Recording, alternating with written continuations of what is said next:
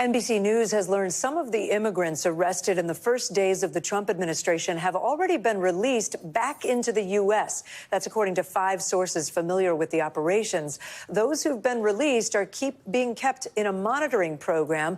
Immigration and Customs Enforcement, or ICE, can track them by ankle monitors or wristbands. NBC News Homeland Security correspondent Julia Ainsley is behind some of that exclusive reporting for us. She joins us now.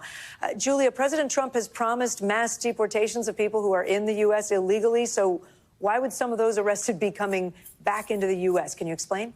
Yeah, Kate, it's because they're short on space, because even though Trump promised the biggest deportation operation in American history, they don't have more funding or more detention space than they did before he took office. And so what ICE is doing is they're having to look at who they've arrested and decide if someone is not deemed to be a threat to public safety. Most of those who haven't been convicted of serious crimes, they can then release them on these monitoring programs. But it's really antithetical to the very notion of these arrests, and it really underscores the fact that just because we see someone arrested and we see these large numbers posted every day by ICE, that doesn't necessarily mean that is leading to a deportation, because the process is complicated and they're short on funding, Kate.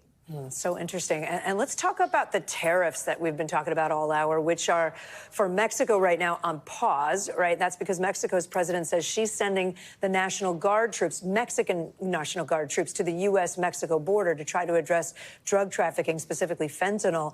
Can you remind us how big an issue this is and how fentanyl has been coming in through Mexico? Yeah, well, it's a huge, #1 killer of a lot of young Americans. And we know that in the beginning, fentanyl mainly came from China, those precursor chemicals through the mail into the United States.